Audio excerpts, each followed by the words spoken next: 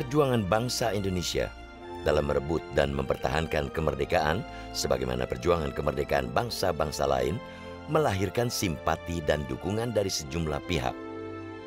Pada masa Perang Kemerdekaan Indonesia, antara tahun 1945 hingga 1949 misalnya, terdapat lebih dari 1.000 tentara Jepang yang memilih bergabung dengan barisan pejuang Indonesia.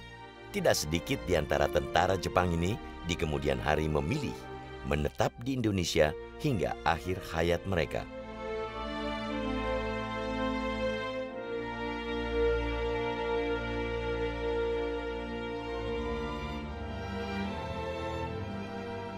Ini adalah makam Rahmat Shigeru Ono atau Sakari Ono yang terletak di salah satu sudut Taman Makam Pahlawan Batu, Malang, Jawa Timur. Pejuang kemerdekaan Indonesia berdarah Jepang ini adalah satu di antara puluhan bekas tentara Jepang yang memilih menetap dan menghabiskan sisa usia mereka di tanah air baru yang ikut mereka bela perjuangan kemerdekaannya.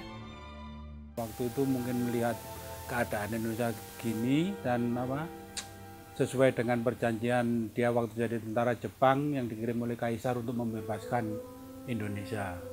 Jadi dia ditarik mundur untuk pulang, nggak mau, lebih baik membela tentara Indonesia. Shigeru Ono adalah satu di antara puluhan ribu tentara Jepang yang diterjunkan di wilayah Nusantara saat pecah perang Asia Timur Raya, menyusul serangan udara pasukan Jepang terhadap pangkalan militer Amerika Serikat di Pearl Harbor pada tanggal 8 Desember 1941. Pasukan Jepang yang masuk ke wilayah Hindia Belanda dengan semangat Asianisme kala itu berhasil membius masyarakat Indonesia lewat cita-cita kemerdekaan dan propaganda saudara tua. Hanya butuh waktu sekitar sebulan, Jepang sukses merebut sebagian besar wilayah Nusantara dari kekuasaan Belanda setelah berhasil menduduki kota-kota penting seperti Palembang, Balikpapan, Makassar, Denpasar, hingga Batavia. Meski sempat disambut baik sebagai tentara pembebas, hanya dalam hitungan bulan, pandangan rakyat Indonesia terhadap pasukan Jepang berubah seiring terkuaknya berbagai praktek kekejaman dan eksploitasi yang dilakukan penguasa militer Jepang terhadap rakyat Indonesia.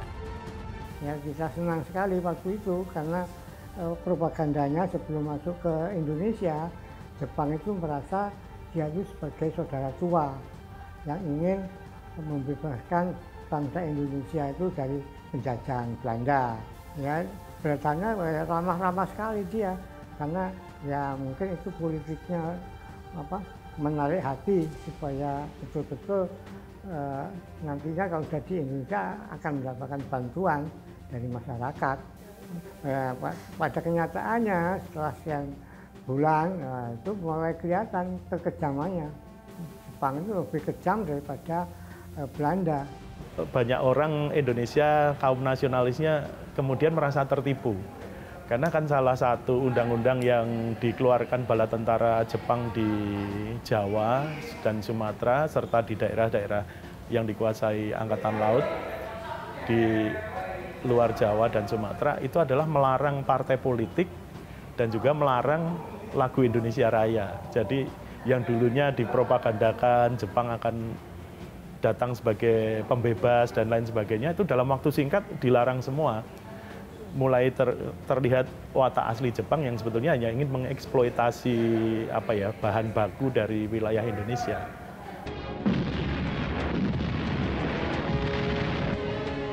Ambisi Jepang untuk menguasai sebagian besar wilayah Asia terhenti pada bulan Agustus 1945. Setelah menderita banyak kekalahan di banyak front pertempuran dan luluh lantaknya kota Nagasaki dan Hiroshima akibat serangan bom atom sekutu, pada tanggal 14 Agustus 1945, militer Jepang menyerah tanpa syarat pada pihak sekutu. Berita menyerahnya militer Jepang pada pihak sekutu pada tanggal 17 Agustus 1945 dimanfaatkan para pejuang pergerakan kemerdekaan Indonesia untuk memproklamirkan kemerdekaan bangsa Indonesia. Kemerdekaan Indonesia. Jepang terdesak dan janji-janji termasuk janji politik soal kemerdekaan di Burma, India, Indonesia, Malaya, itu baru pelan-pelan ketika Jepang sudah terdesak mulai dilakukan akomodasi. Bagi banyak tentara Jepang di Indonesia, kekalahan telak mereka dalam Perang Dunia Kedua menghadapkan mereka pada sejumlah pilihan yang tidak mudah, yakni pulang ke negara asal dan menghadapi kondisi ekonomi yang carut-marut pasca perang, atau menyandang status sebagai penjahat perang yang sewaktu-waktu bisa membawa mereka ke meja peradilan. Kacau secara moral, hancur. Juga yang mau pulang ke Jepang, Jepang juga hancur. Mereka bisa dimusuhi dan segala macam. Belum lagi soal kasus-kasus kejahatan perang. Mereka adalah tentara yang kalah ya, tentara yang kalah. Jadi bagaimana menyelamatkan diri itu. Ini menurut saya pribadi adalah itu alasan utamanya. Memikirkan keselamatan diri sendiri, kemudian baru alasan kedua dia sudah berkeluarga, kemudian alasan yang berikutnya adalah menghindari pengadilan kalau memang dia merasa melakukan kejahatan perang. Nah itu. Pilihan lain bagi tentara Jepang di Indonesia saat itu adalah harakiri atau ritual bunuh diri menggunakan samurai sebagai bentuk pemulihan nama baik setelah mengalami kekalahan, atau menetap di Indonesia dengan dalih ideologi Pan-Asia untuk membantu membebaskan bangsa Indonesia dari penjajahan Belanda. Jepang itu memang namanya itu semangat Bushido. Semangat Bushido itu semangat berani mati. Itu. Kadang-kadang kalau ada masalah dengan keluarga aja dia bisa bunuh diri. Kan Jepang juga sambil punya pedang panjang, ada pedang pendek. Ini hanya untuk bunuh diri itu. Ini ya harakiri. Ya, maunya kalah perang, dia kalah perang ya, daripada pulang malu ya bunuh diri ya. Pasca berakhirnya pendudukan Jepang, Yayasan Warga Persahabatan mencatat ada sekitar 3.000 prajurit Jepang yang memilih tinggal dan membantu perjuangan bangsa Indonesia dalam perang kemerdekaan melawan pasukan Nika Belanda. Sepertiga dari 3.000-an tentara Jepang ini tewas dalam perang kemerdekaan, sementara sekitar 1.000 lainnya yang selamat pasca berakhirnya perang kemerdekaan memilih menjadi warga negara Indonesia hingga akhir hayat mereka. Besarnya jumlah bekas tentara Jepang yang memilih tinggal di Indonesia ini sempat menimbulkan sentimen anti penjajah di kalangan pejabat pemerintah Indonesia hingga dicetuskan kebijakan repatriasi bagi mereka. Anak buahnya yang dilatih itu minta papi untuk bergabung ke tentara Indonesia untuk melatih juga. Gitu.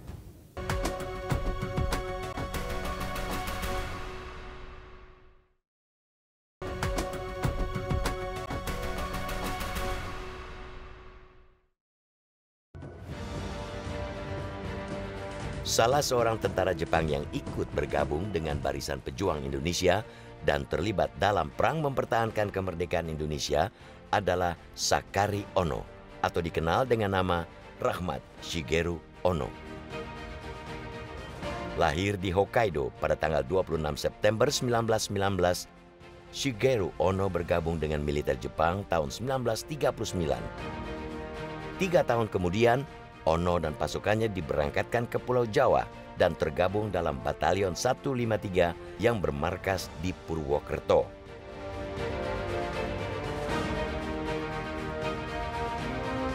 Tanggal 15 Agustus 1945 menjadi hari yang menyedihkan bagi Sakari Ono dan banyak tentara Jepang di Indonesia.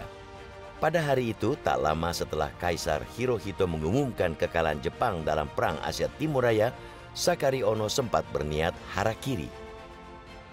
Namun, niat bunuh diri ini kemudian ia urungkan setelah dalam benaknya terpikir bahwa tugasnya sebagai tentara untuk ikut membebaskan bangsa Indonesia dari penjajahan bangsa Barat belum selesai. Setelah meninggalkan kesatuan militer Jepang, Ono memutuskan bergabung dengan pasukan pejuang Indonesia. Ia juga membubuhkan nama Rahmat di depan nama aslinya. Papi merasa waktu dikirim ke Indonesia itu bukan untuk menjajah, jadi untuk membantu Indonesia merdeka. Jadi kalau ceritanya papi sih Jepang itu saudara tuanya Indonesia gitu. Jadi karena merasa tugasnya belum selesai, Indonesia belum merdeka, jadi papi memutuskan untuk tetap tinggal di sini. Dari paruh akhir tahun 1945 hingga awal 1946, Rahmat Shigeru Ono dipercaya menjadi pelatih tempur pasukan pejuang Indonesia di Bandung. Diminta bantuan yang bekas anak buahnya dulu waktu dilatih. Dulu kan tentara Jepang melatih peta ya. Nah, bekas anak buahnya yang dilatih itu minta Papi untuk bergabung ke tentara Indonesia untuk melatih juga. Gitu. Nah, saat itu kan bisa dibilang hampir semua laki-laki dewasa ingin ikut membela, mengangkat senjata untuk menegakkan kemerdekaan Indonesia. Nah, orang-orang ini kan berbeda dengan tentara peta, katakan tentara peta kan mereka dilatih Jepang dengan persyaratan mereka bisa baca tulis, paling tidak pernah sekolah dan lain sebagainya. Nah, ini kan orang-orang desa ini masih banyak yang buta huruf dan lain sebagainya. Nah, tugas orang-orang Jepang itu adalah melatih orang-orang umum yang belum pernah dilatih militer sama sekali itu untuk bisa ikut mengangkat senjata. Pada awal tahun 1946, Sakari Ono yang dipindahkan ke Yogyakarta mendapatkan tugas dari Markas Besar Tentara Indonesia untuk menyusun buku khusus taktik gerilya yang dirangkum dari sejumlah buku taktik militer Jepang. Buku rangkuman taktik gerilya ini kemudian diterjemahkan rekan Ono, Abdurrahman Tatsuo Ichiki, ke bahasa Indonesia. Ichiki bukan seorang prajurit, Ichiki adalah seorang wartawan yang fasih berbahasa Indonesia. Makanya di dalam buku memoirnya Ono ini disebutkan dia mencari buku-buku strategi militer atau cara-cara yang terkait kemiliteran untuk diterjemahkan oleh Ichiki. Jadi walaupun dia orang sipil, dia juga mengerti persenjataan dan yang penting juga adalah menerjemahkan buku-buku dari bahasa Jepang untuk kepentingan melatih militer ke masa yang belum pernah sama sekali bersentuhan dengan dunia kemiliteran. Pada tahun 1946, Sakari Ono dan Ichiki mengajukan permintaan ke Markas Tentara Indonesia untuk diterjunkan ke garis depan pertempuran. Setelah permintaan mereka dipenuhi, Ono beberapa kali terlibat dalam pertempuran melawan pasukan Belanda. Bersama pasukan Indonesia, Ono misalnya terlibat dalam pengintaian dan penyerbuan Markas Kenil di Mojokerto pada tanggal 17 Juni 1947. Dalam serangan ini, Ono dan pasukannya bisa dipukul mundur tentara Kenil karena kalah dari sisi persenjataan.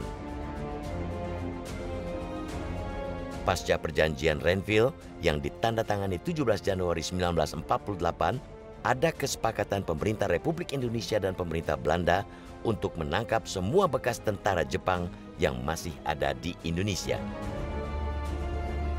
Menghadapi situasi ini, Abdurrahman Tatsuo Ichiki menemui Kolonel Sungkono, Ketua Gabungan Komando Pertahanan Divisi Wilayah Jawa Timur, untuk mengusulkan agar para bekas tentara Jepang yang memilih berjuang di pihak Indonesia dimasukkan dalam unit tentara. Dari pertemuan ini, akhirnya disepakati pembentukan pasukan gerilya khusus atau PGI yang para personilnya terdiri dari bekas tentara Jepang. Jadi PGI itu dibentuk kalau tidak salah di awal tahun 1948. Nah, Ichiki memiliki cita-cita yang ideal bagaimana orang Jepang sebagai saudara tua itu bisa membebaskan rakyat pribumi ini dari tindasan belenggu kolonialisme Barat. Nah, ketika Jepang kalah, Ichiki ini kecewa sekali karena janji Jepang itu sampai Jepang kalah tidak terlunasi, yaitu membebaskan rakyat Indonesia dari belenggu Belanda. Nah, Ichiki kemudian memberikan masukan kepada Kolonel Sungkono, seorang panglima tentara di Jawa Timur, agar orang-orang Jepang, tentara-tentara Jepang itu disatukan dalam satu kesatuan yang berpusat di sekitar Malang. Nah, pasukan itu nantinya diberi nama Pasukan Gerilya Istimewa. Kolonel Sungkono ini menyebarkan kawat ke berbagai kesatuan yang ada, khususnya di Jawa Timur. Akhirnya terkumpul 28 orang mantan prajurit Jepang, termasuk diantaranya Pak Ono. Pasukan Gerilya Istimewa atau PGI yang memiliki jumlah personil 28 orang ini semula dipimpin Arif Tomegoro Yoshizumi. Namun, menyusul tewasnya Yoshizumi dalam pertempuran di Blitar, tampuk komando kemudian dipegang Tatsuo Ichiki. Dalam sepanjang keberadaannya, sepak terjang PGI sempat membuat gentar pasukan Belanda. Pasukan ini kerap berhasil memukul mundur atau menghancurkan kekuatan musuh meski berbekal senjata rakitan atau senjata lainnya. Yang paling istilahnya apa ya, yang ceritanya paling heroik menurut saya itu yaitu waktu dia kehabisan perbekalan persenjataan seperti peluru atau apa, cuma bersenjatakan samurai, sedangkan Belanda berada di puncak di atas gunung. Jadi kan enak nembak ke bawah. Tapi dia merambat dari belukar-belukar itu sama samurai itu, dia berhasil membunuh komandan daripada Belanda tersebut. PGI, pasukan gerilya istimewa itu pernah tercatat melakukan 3 kali penyerbuan ke markas Belanda yang cukup fenomenal. Yang paling fenomenal dari semuanya ini adalah di bulan Agustus 1948 di desa Pajaran. Mereka tahu bahwa pada hari ulang tahun Ratu, biasanya orang Belanda suka berpesta pora, berhahahihi, dan barangkali kewaspadaannya pada saat itu sangat kendor. Nah, Ichiki mengetahui hal ini dan dia melakukan pengintaian, kemudian juga melakukan bisa dikatakan serangan umum ya, yang bisa dikatakan cukup fenomenal karena di sana pos Belanda yang dijaga oleh mitralier 12,7 itu penjaganya mati dan lebih dari itu 20 prajurit Belanda bisa ditewaskan dalam serangan ini.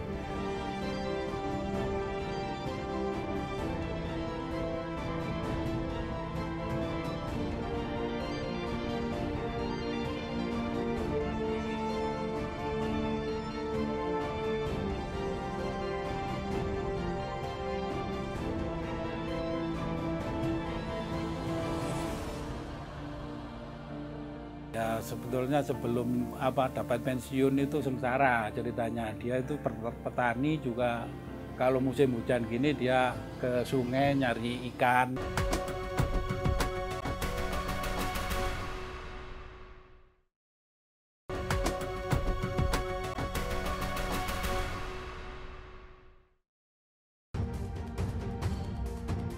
Selama terlibat dalam Perang Kemerdekaan Indonesia, selain dikenal piawai menyusun taktik gerilya, Rahmat Shigeru Ono juga dikenal sebagai jago merakit senjata.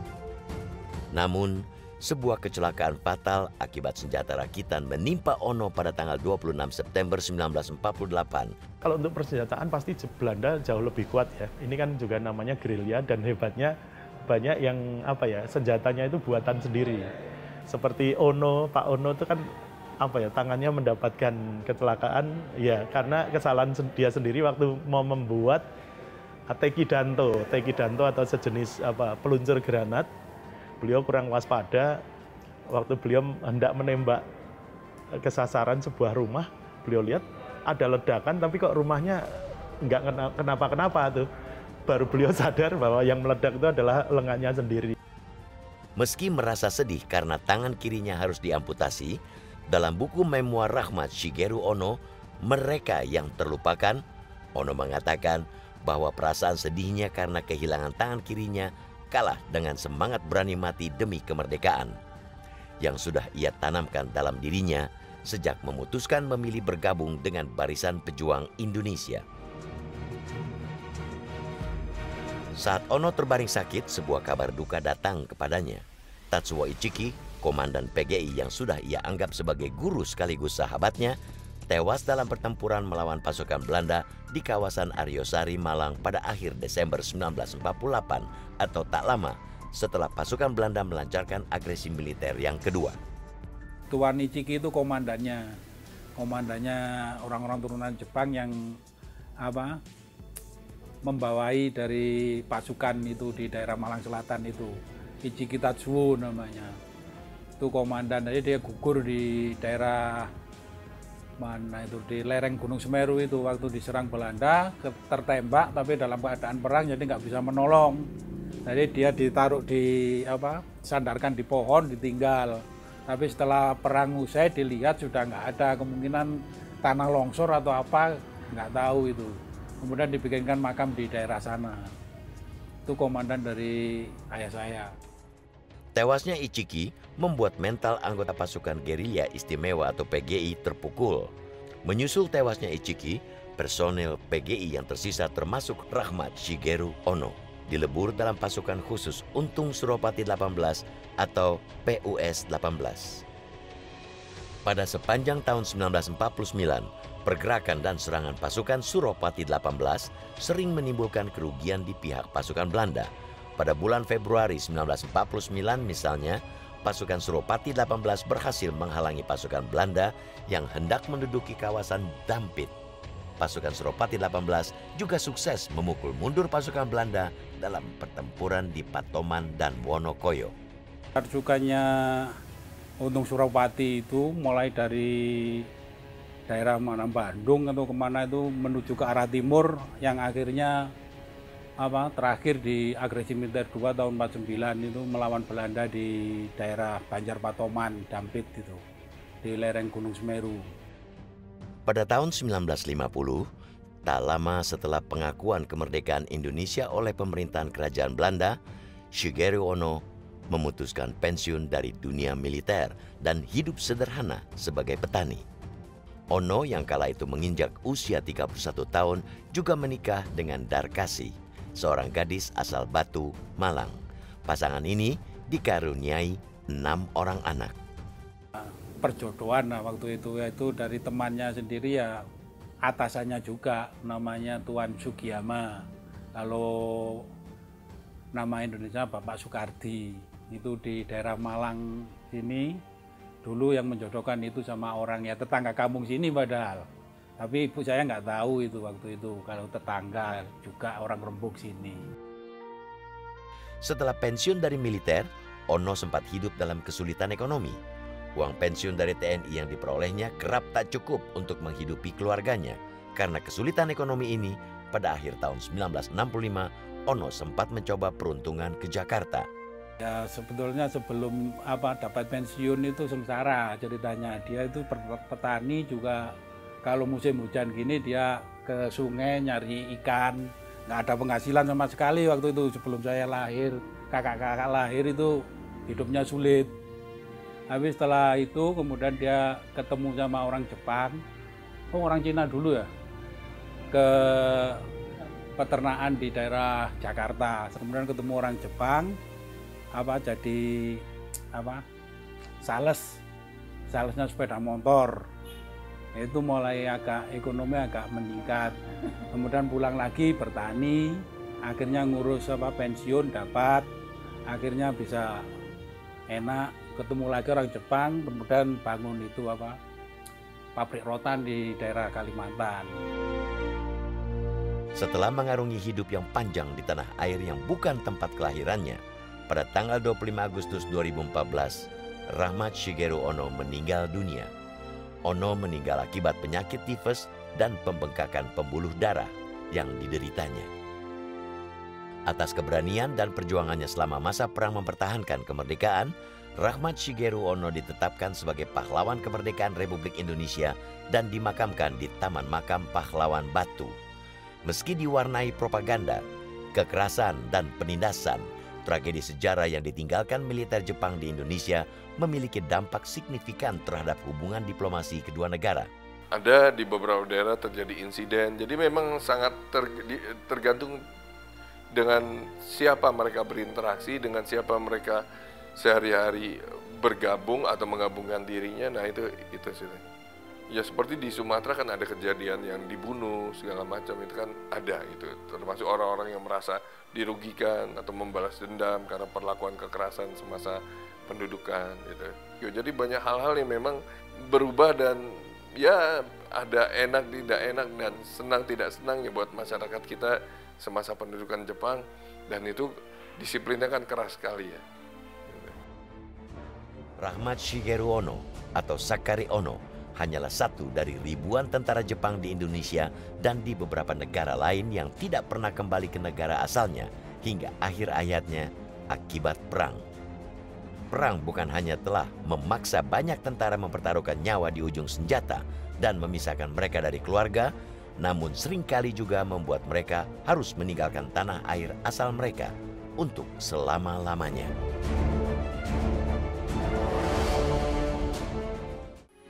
Metro TV, knowledge to elevate.